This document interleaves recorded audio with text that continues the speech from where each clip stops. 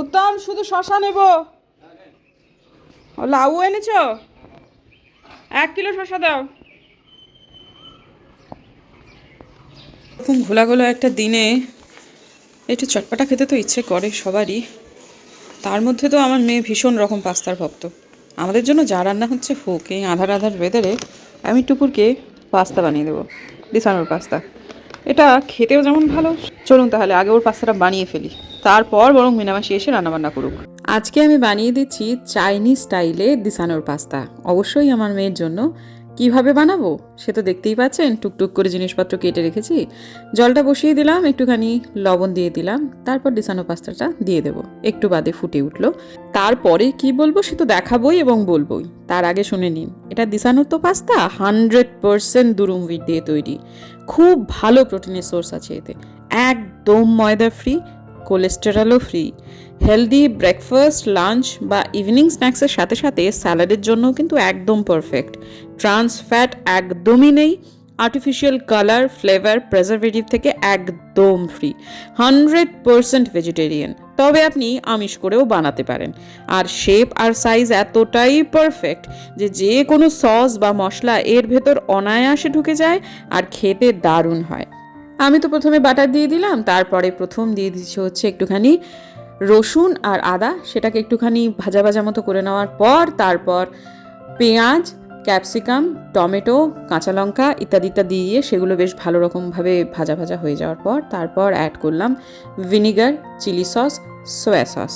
তারপর সেটা দিয়ে নাড়াচাড়া করে দিয়ে দিলাম আগে থেকে সেদ্ধ করে রাখা পাস্তা। ভালো করে নাড়িয়ে চাড়িয়ে নেবার আগে একটুখানি জল দিয়ে দিয়েছিলাম, যাতে করে বেশ ভালো রকম সেদ্ধ হয়, পাস্তাটা নয়, ওই পেঁয়াজ এবং ক্যাপসিকামটা। তারপর সেই মশলাগুলো ঠিকঠাক মাখার জন্য আর এক রাউন্ড দিয়েছিলাম জল, দিয়ে সামান্য একটু ঢেকে রেখেছিলাম ওই 1-1.5 মিনিট মতো। তারপর সেটা হয়ে যাওয়ার পর একটু শুকিয়ে শুকিয়ে গেল, ওপর থেকে ছড়িয়ে দিলাম অরিগানো। তারপর যখন সার্ভ করেছিলাম, মেয়ে আমার তো একেবারে পারলে বাটিটা শুদ্ধ খেয়ে নেয়। বুঝতেই পারলেন, যদি বাড়িতে এই সসগুলো থাকে তাহলে এরকমভাবে অনায়াসে পাস্তা করে দিলে বাচ্চারা যেমন টিফিনেও নিয়ে যাবে, তেমন বড়রাও টিফিনে নিয়ে গিয়ে খুব আনন্দ করে খাবে। ডেসক্রিপশনে লিঙ্ক দিয়ে দেবো, কিনুন এবং এনজয় করুন। কি গো মাসি, তাহাও তাহাও কি রান্না করলে? আজকে তো বেশি রান্না করিই নেই, মাংস করছি আর লাউ তরকারি করছি। মাংস করেছো আর লাউয়ের তরকারি করেছো। এখন আমাদের নিচের থেকে ভাত আসছে তো, তাই জন্য মিনামাসির রান্নাটা কর। হ্যাঁ, চা খাইছো? তাহলে একটুখানি কালকের অনেক সবজি বেঁচেছিল, সেই যে এটা যে মিনামাসি করেছে, এটা তো ব্রকলির তরকারিটা ছিল। আচ্ছা আচ্ছা, ঠিক আছে, ব্রকলির তরকারি। আমাদের এখন ঘি দিয়ে রান্না মিনামাসি ঠিক। এই যেটা হচ্ছে দুটো মাছ, এটা দুটো কালকের ছিল। এই যে এটা হচ্ছে মিনামাসি আজকে রান্না করেছে। এই যেটা পটল পোস্ত, এটাও কালকে। ডালটা বাড়াওনি? আচ্ছা ঠিক আছে, এসব আজকে না, আমাদের রান্না সবসময় বাঁচে। আর কি, আমার তো ভাত খাওয়া নেই, এটা মেনে নিতে পারছিল না মিনামাসি শুরুর দিকে। ভাত খাওয়া নেই কিছুতেই ভাত বাড়তি হয়, এই তোমরা কিছু খাও না, হ্যাঁ এই তোমরা কিছু খাও না, তো ভাত খাওয়া নেই। তারপর আমার মেয়ের আর আমার বরের ভাত তার তো সব এইটুকু এইটুকু খাওয়া। আমার বরকে খেতে দিতে গেলে তো মিনামাসি কেলা সমানের বাচ্চা ওর থেকে বেশি খায়। হ্যাঁ, এটা হচ্ছে বক্তব্য। কাজে ও ধরে উঠতে পারছিল না যে ব্যাপারটা কিরকম হবে। তা যাই হোক, এখন ভাতটা নিচে চলে গেছে, আর কোনো মিনামাসির ওই দিক থেকে একটু বেশ মুক্তি, যে ভাতটা অন্তত রান্না করতে হচ্ছে না। আজকেও ভাত বেশি হয়েছে বলে প্রত্যেক দিন বলতো। তো ঠিক আছে, আর কি করার। তো যাই হোক, নমস্কার বন্ধুরা, আমার নতুন ব্লগে আপনাদের সবাইকে স্বাগত জানাই। আর যাবা বসে এখন? আচ্ছা যাও যাও, তাড়াতাড়ি হয়ে গেল, যাও। তো চলুন, আমি নিজেও যে ভাতের চাল খুব একটা যে মেপে একদম মাপে মাপে দিতে পারতাম এমনটা না, অত হয় না আসলে। তা ঠিক আছে, বুড়ো মানুষ করছে, এই আর কি। তো নমস্কার, আজকের দিনে নতুন ব্লগে আপনাদের সবাইকে স্বাগত জানাই। আশা করছি ভালো আছেন সবাই, যে যেখানে আছেন। আমরাও শিলিগুড়ি শহরে খুব ভালো আছি। আজকে এসে হচ্ছে অনেক তাড়াতাড়ি, যাচ্ছে অনেক তাড়াতাড়ি। আমাদের শিলিগুড়ি শহরে একদম আকাশ মেঘলা, কালকে কি বৃষ্টিখানা হয়েছে, বাপরে বাপ, এখনো পর্যন্ত আকাশ পরিপূর্ণভাবে মেঘলা। যাই হোক, আপাতত আমি একটুখানি চা খাবো। চাটা খেয়ে মানে বানিয়ে ওই করেই গেছে আর কি, এটাতে আদা দেওয়া রয়েছে, একটুখানি ঠান্ডা মতো হয়ে গেছে, জাস্ট একটুখানি ওই জুড়োনোটা কাটিয়ে নিয়ে, আমি এমনি করে গরম খেতে পারি না, হয়েও গেছে।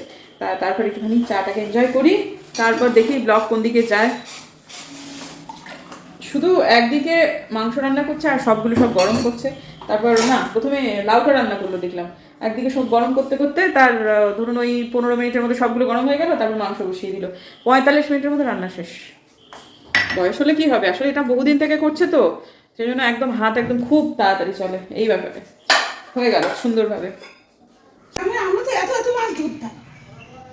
হ্যাঁ তুমি ভাতের থেকে মাছই বেশি, মাছই খেয়ে পেট ভরতাম। হ্যাঁ সেটাই। এত মাছ। আলপনাদি এই বড় বড় আলপনাদি কি সুন্দর করে বললো, মাছটা তো পুরো প্রোটিন। হ্যাঁ একদমই ঠিক, একদমই সত্যি ঠিক। কঠিন তো। হ্যাঁ প্রোটিনই তো, মাছ বেশি খাওয়া মোটেই খারাপ কিছু না, কিভাবে রান্না হচ্ছে সেটা দেখতে হবে। হ্যাঁ। আমরা তো আর অত স্পাইসি করছি না, না। তাহলে আমার অত মশলা নেই, আমি একদম পাতলা তো। ঝিঙে দিয়ে আজকেও করেছি। আচ্ছা কাকু এরকম ভালোবাসে তো, বেশি মশলা টশলা খেতে চায় না। ঠিক আছে ওই ঠিক জন্য আছে। তো পাতলা ঝোল, পাঁচফোড়ন দিয়ে ঝিঙে, কাঁচা লঙ্কা আর পাঁচফোড়ন, একটু জিরের গুঁড়ো আর আদা বাটা। আদা বাটা তো না, আদা রস চিপে দিই। First class. কত মাছ, কত রকম মাছ আমাদের বৌদি, তুমি বিশ্বাস করবে না। কাকু বিশ্বাস করে। আমরা তো গ্রামের মেয়ে, আমরা যে হত গ্রামের মেয়ে, এখনো সেখানে লাইন আসে, এখনো এখনো আসে। কোনো খবর রাখি না, ঠিক আছে, ওরাও রাখে না আমাদের খবর, আমরা রাখি। সত্যি কথা। কিন্তু তারা তো তোমার নিজের ভাই। হইলে কি হবে, নিজের ভাই। হুম আমার নিজের ভাইরা যা আমার সঙ্গে করেছে, হ্যাঁ তোমাদের সাথে করেছে, আমাদের সঙ্গে মানে তোমার দিদি তুমি আর বিউটির সাথে, সত্যি তাই। আমাদের সঙ্গে যা করেছে সেটা আমরা কোনোদিন ভুলবো? যতই হোক তবু রক্তের টান আলাদা তো থাকেই। সে তো বটে, সেই ওরা যদি আমাদের সঙ্গে করতে পারে, আমরা পারি না? আমরা তো আর ওদের মতো সব মেরে খাচ্ছি। সেই সেই ঠিক আছে। বুকের ভেতরে না ক্ষত চিহ্ন দিয়ে চুঁয়ে চুঁয়ে চুঁয়ে চুঁয়ে এখনও রক্ত পড়ে। যাই হোক, এখন আমার শ্বশুরমশাই কালকে আমরা ছিলাম না, নতুন এক নিদান দিয়েছিলেন। আর বলবেন না কালকে বাড়িতে কি অশান্তি, সেটা নিয়ে কি হয়েছে, এখন গ্যাসের ক্রাইসিস, 2 দিনের রান্না 1 দিনে হবে। আমাদের যে এত বাড়তি দেখেছেন না, সেটা ওই নিদানের জন্যই সেটা হয়েছিল। তারপরে সেটা যখন রাত্রেবেলায় ছেলে জানতে পারে, তখন তো সেই তুঙ্গ অশান্তি করে। তাই জন্য কালকের রান্নাগুলো আমার শ্বশুরমশাইয়ের জন্য বরাদ্দ নেই, নিচে কিন্তু এক্সট্রা রান্না আছে, সেটা আলপনাদি আমরা তো কনজিউম করছি। শ্বশুরমশাইয়ের জন্য ফ্রেশ করে রান্না হচ্ছে। আর এক্সট্রা যেটা রান্না হয়েছে তার মধ্যে আবার আলপনাদি একটু বিবেকের টানে আমাদের জন্যও করে ফেলেছে, যদিও আমাদের কাছে এখনও পর্যন্ত কালকের রান্নাই রয়েছে। 2 পিস মাছ, তারপর পটল পোস্ত, ওগুলো সব দেখলেন না, ওগুলো কিন্তু একসাথে অনেকটা করে করা হয়েছিল। আলপনাদি আর কি করবে, বাবা যা বলেছে তাকে করতে হবে, সেই জন্যই ও করেছিল। কিন্তু এটাও বুঝেছে যে এটা ঠিক হচ্ছে না, জন্য ইনফর্মটাও আমাদের করেছিল। আর আজকে যেটা আপনারা দেখলেন ওই মাংস, সেটা কিন্তু নিচে কিছুটা পাঠিয়ে দেওয়ার পর তারপর উপরে তরকারি, সেটাও নিচে খানিকটা পাঠিয়ে দিয়ে তারপর 1 বাটি মতো হয়েছে। এই বিষয়ে এরকম পাগলামি করেন আমার শ্বশুরমশাই, তিনি বুঝতেই চান না যে তার বয়স 85। কিছু বললেই বলেন আমি তো ওভার টাইম বেঁচেছি, আমার আর বেশি দিন বাঁচতে হবে না, আমার জন্য অত চিন্তা করতে হবে না। তা আমরা কীরকমভাবে ছেড়ে দিতে পারি একটা এই বয়সের মানুষ শুধু গ্যাসের ক্রাইসিস জন্য? উনি বাসি খাবেন, এটা তো আর হয় না। প্রয়োজন যদি হয় তাহলে হ্যাঁ উনি যেটা বলেছেন সেটা হোক, কিন্তু তাহলে বাকি অন্যদের জন্য তাই হোক, কিন্তু ওনার জন্য ডাল সেদ্ধ, 1 সেদ্ধ, 2 সেদ্ধ, 3 সেদ্ধ যা হোক ভাত হবে, সেটা ফ্রেশ করে দেওয়াটাই ভালো। আর তেমন যদি হয় না হয় গ্যাসে হবে না, ইন্ডাকশানে হবে। জানেন তো মাঝখানে এরকম হয়েছিল যে মিনামাসিকে হয়তো বা আমার শ্বশুরমশাই বলছিলেন আর কি, যে এই তোদের এইটুকু রান্না মিনাকে রেখে লাভ কি, আলপনাই করে দিতে পারে, তা সেসবগুলো। তা আমার তখন যেন একটু মনে হয়েছিল যে হ্যাঁ সত্যি তো, মনে হয়েছিল আর কি। এটা আমার হাজব্যান্ড জানতে পারাতে এত অশান্তি হয় যে আমি অবশ্য এমনি এমনি ছাড়িয়ে দিতাম না, আমি তার একটা খুব ভালো বাড়ি ঠিক করে তারপর তাকে আমার জায়গাটা দিয়ে তারপরে তাকে আমি ছাড়াতাম। আমি হুট করে কোনো মানুষকে ওরকমভাবে, বিশেষ করে এরকম বয়সের মানুষকে কখনোই আমি ছাড়াতাম না। কিন্তু সেটা জানার পর থেকে বুম্বাদা এতটাই অশান্তি করে যে মানুষটাকে আসলে আমার হাজব্যান্ডই বোধহয় সব থেকে বেশি ভালোবাসে আমাদের এই বাড়িতে। মানে এখন ও ঢুকলেই না বুম্বাদার মুখে একটা বিশাল বড় হাসি, মাসি মাসি, আর এত হাঁক ডাকগুলো সুন্দর বুম্বাদার, মাতৃস্থানীয় তো সেই কারণেই। আর মিনামাসিকে পুরনো বন্ধুরা তো জানেনি যে আমি কী জন্য রেখেছি। আমার একটা মানে জন্মের পর যে আমার পুষ্টি করা হয়েছিল, তাতে আমার একটু আগুনের বড় সড়ো একটা ফাঁড়ার কথা জানা গেছিলো। আমার মা খুব চিন্তিত সেই ব্যাপারটা নিয়ে থাকতো। তো মা আমাকে বরাবরই বলেছে তুমি সংসারে আর সব কাজ করো, তো তুমি প্রত্যেক দিনের রান্নাটা করো না, আপদে বিপদে ঠেকাবে তো করতেই হবে, কিন্তু সাবধানে করবে। তা সেটা নিয়ে আসলে আমার মা সবসময় আমাকে বলতেন যে তুমি রান্না করো না। তা উপরে যখন আমাদের আলাদা হলো রান্নাটা, তখন প্রথম 1 বছর আমি করেছিলাম, মা খুব টেনসড হতেন, যার ফলে যখন কি মাকে আমি ডাকতাম তখন আমি মা যে কদিন থাকবেন সে কদিন আমি উপরে রান্নার লোক আলাদা আলাদা করে রাখতাম দিন প্রতি দিয়ে। মিনামাসি সেরকমভাবেই রেখেছিলাম। তারপর যখন এর আগে যখন মা এসেছিলো, যে সমস্ত লোকরা রেখেছিলাম তাদের আমার খুব একটা রাখবার ইচ্ছা ছিল না, কিন্তু মিনামাসি মানুষটা কদিনের জন্য এসেছিলো, এত ভালো লেগে যায় আমাদের সবারই, তাই জন্য ওনাকে বহাল করলাম। এবং শেষ পর্যন্ত দেখুন এই চৈত্র মাসের মাঝখানে, মানে বৈশাখ মাসে আর কি ধরে নিন, আসলে 4 বছর হয়ে যাবে মানুষটা আছে। সংসার খরচ থেকে কিন্তু মিনামাসির বেতনটা কোনোদিনও যেত না, ওটা কিন্তু এতদিন পর্যন্ত আমি দিয়ে এসেছিলাম। তো এই যে প্রসঙ্গটা আসাতে আমার হাজব্যান্ড খুব রাগারাগি করাতে এখন কিন্তু মিনামাসির বেতনটা বোম্বাতে দেয়। বুঝছে না, তোমার ওই ওই ওই কটা টাকা বেতন দিয়ে তোমার এইসব চিন্তাভাবনা আসছে তোমার, তাই থাক, তোমাকে আর মিনামাসির বেতন দিতে হবে না। মিনামাসির বেতন এখন কিন্তু ওই দিচ্ছে, এবং এটা কিন্তু সংসার খরচের মধ্যে ধরা নেই। যদিও আমি তাতে খুবই আপত্তি করেছিলাম, কিন্তু ও তাতে খুব একটা রাজি নয়। আজকে আবার আপনাদের দিয়ে গেল ঝোল, আবার গেল দিনের ঝোলও সেম রয়েছে। ঠিক আছে, কি আর করার।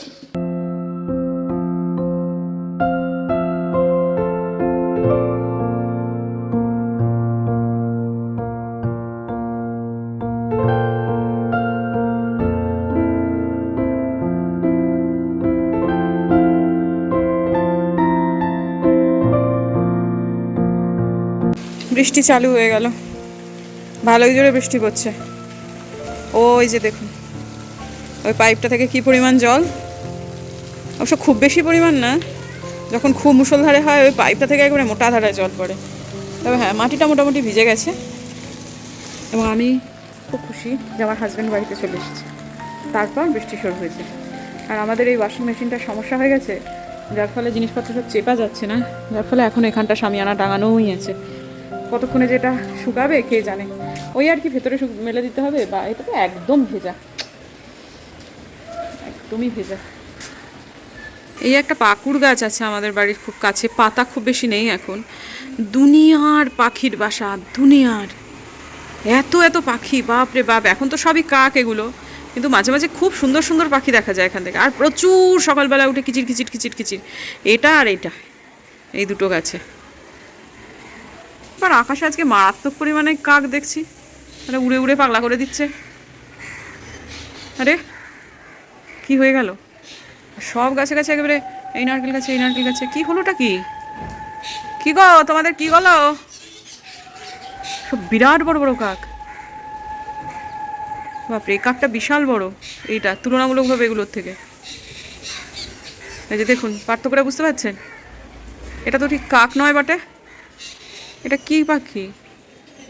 ও আচ্ছা আচ্ছা, এটা বাজ পাখি, সেই জন্য। আরে আরে আরে আরে, সেই জন্য এদের সবাই তো চেঁচামেচি শুরু হয়েছে। এদের মধ্যে প্রবল হিংসা কিন্তু, একটা একটু অন্য ধারার পাখি এসেছে জন্য তাড়িয়েই ছাড়লো। ও তোমরা এখন এখানেও চলে এসেছো, ভালো। তুলতে পারলাম না, জাস্ট তুলতে পারলাম না, কি বিরাট বড় পাখিটা।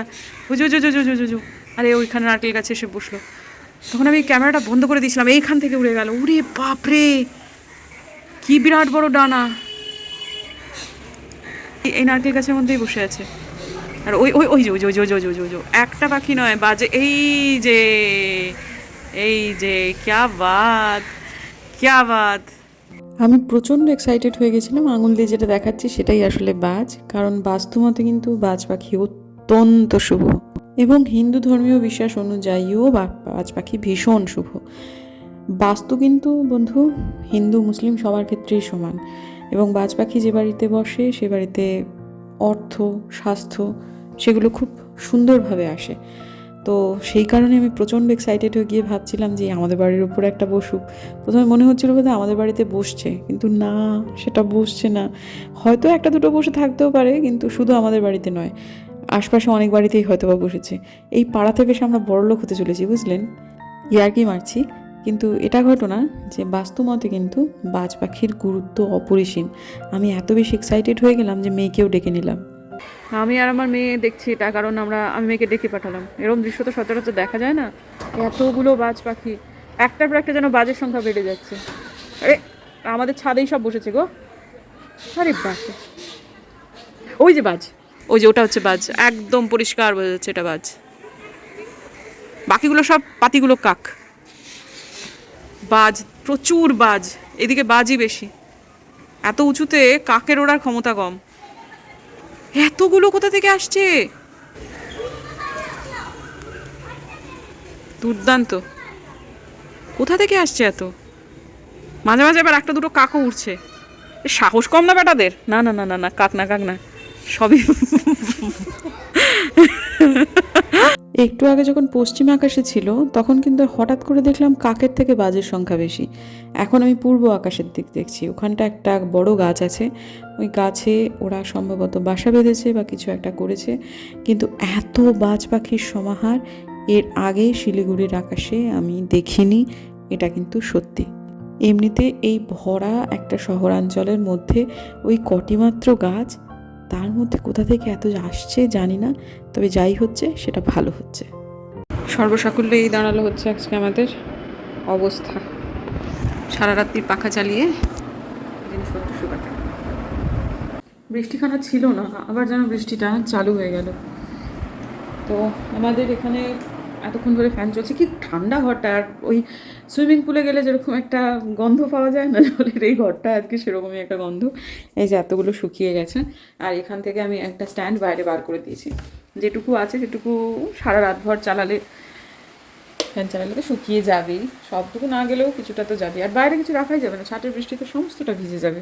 সম্ভব মিটিয়ে ফেলেছি, এখন একটুখানি প্রার্থনা করব। আজকে আমার সন্ধ্যাবেলা প্রার্থনার সময়টা খুব একটা বেশি ছিল না, আর এখন যখন চতুর্দিক নিঝুম হয়ে গেছে, এখন যেন আমার হনুমানজির কাছে বসতে প্রার্থনা করতে খুব ইচ্ছা করছে। কত কথা যেন তাকে বলার আছে আমার। তা শোয়ার আগ দিয়ে জামাকাপড় যখন পুরো ছেড়েই ফেললাম, একদম যখন ভালো জামাকাপড়, মানে একদম ফ্রেশ কাঁচা ধোয়া জামাকাপড়, আমি কিন্তু প্রত্যেক দিন শোয়ার আগে সেরকমভাবেই শুতে যাই। তা সেটা যখন হলো তখন দেখি তাকে কিছু জানাই। আগের বার ইনসাইড আউট যখন এসেছিল শিলিগুড়িতে, তখন ওরা অনেক দূরে ছিল আর কি ভেন্যুটা, আর অন্নপূর্ণা পুজো ছিল। তো এবার তো কাল পরশু আসছে খুব কাছে আমার বাড়ি থেকে, ওই বিধান মার্কেটে। আমার হেঁটে যদি যাই তাহলে হয়তো বাড়ি থেকে 20 মিনিট, আর টোটো রিক্সায় গেলে তো একদম একটুখানি। কিন্তু কি জানেন তো, ব্লগ করি তো, আমি ওদেরকে না খুব পছন্দ করি। আমার কিন্তু সব ব্লগারদের অতটাও ভালো লাগে না, কিন্তু ইনসাইড আউটের বিশেষ করে ওই যে মেয়েটি, সে না খুব লক্ষ্মী মেয়েই বলে, শো অফ করে খানিকটা তো আমরাও কিছুটা দেখিয়ে বুঝি। শো অফ করে না, জীবনে উন্নতি করছে, সেই জন্য কিছুটা জীবনযাপনের পরিবর্তন তো হবেই, সেটাই দেখায়। বরং বলা যেতে পারে অনেক ব্লগারের থেকে অনেক বেশি জেন্টল, অনেক বেশি, অনেক। সামান্য কিছু দুর্বলতা সেটা প্রত্যেকটা মানুষেরই থাকে, ডেইলি ব্লগ করলে, রোজ দেখলে কিছু কিছু মানুষের চোখে কিছু কিছু জিনিস ধরা পড়ে, কিন্তু সেগুলো এমন সাংঘাতিক নয় যে সেগুলোকে নিয়ে পাহাড় তৈরি করতে হবে। প্রত্যেকটা মানুষের মধ্যেই কিছু খুঁত থাকে। আমার মধ্যে, উল্টো দিকে যারা দেখছেন তাদের মধ্যে, রামসামচন্দ্রের মধ্যে সবার মধ্যেই থাকে। ওদের সাথে কথা বলতে ইচ্ছা করছে, যেতে ইচ্ছা করছে, কিন্তু সমস্যাটা হচ্ছে যে আমিও তো একটা ব্লগার, কোথাও না কোথাও এই ধরনের জিনিস আমি ডেইলি লাইফস্টাইল ব্লগ করছি, ওরাও তাই। এখন যদি আমি ওদের কাছে যাই, ওদের সাথে গিয়ে কথা বলি, তাহলে আমি কিছু কিছু জিনিস ফেস করব, যেটা আমার ঠিক ভালো লাগে না, সত্যি কথা। কারণ ওদের রিচ আমার থেকে অনেকটাই বেশি, লোকে সেটা খুব সহজভাবেই ধরে নেবে যে আমি রিচ বাড়াতে সেখানে গিয়েছি। তো সেটা আসলে নয় বন্ধুরা, মানে ওরা কিন্তু এখন একটা সত্যি খারাপ, যেটা আমি বুঝতে পারছি প্রত্যেকটা ব্যবসার ক্ষেত্রে, বা ওরা যেরকম মানুষতে করে এটা যখন মানে এইভাবে করে উপচে আমাদের সামনে আসছে, তখন ব্যাপারটা সত্যিই মেজর। এখন ওদের সাথে কথা বললে আমার মনে হয় যে ওদের ভালো লাগবে, বা ভালো না লাগলেও আমার ওদের সাথে কথা বলতে ইচ্ছে করছে, ভালো লাগবে হয়তো বা। কিন্তু অনেক কিছু ভেবে চিনতে না, এক পায়ে গিয়ে দু পা পিছিয়ে যেতে হয় অনেক সময়। এখন দেখি কি করব, সেটা সিদ্ধান্তহীনতায় ভুগছি। দেখি কাল পরশু কী করব নিজেও জানি না। দেখা যাক। ঠাকুর যা চাইবেন তাই হবে। ঠিক আছে বন্ধুরা, আজকের দিনটা বিদায় নিচ্ছি। যদি আমার ভিডিও ভালো লাগে তাহলে প্লিজ সাবস্ক্রাইব করবেন, পাশের নোটিফিকেশন বেলটাকে অন করবেন, যাতে ভিডিও দিলেই নোটিফিকেশন চলে যায় আপনাদের কাছে। দেখা হচ্ছে আগামীকাল, ততক্ষণের জন্য টাটা।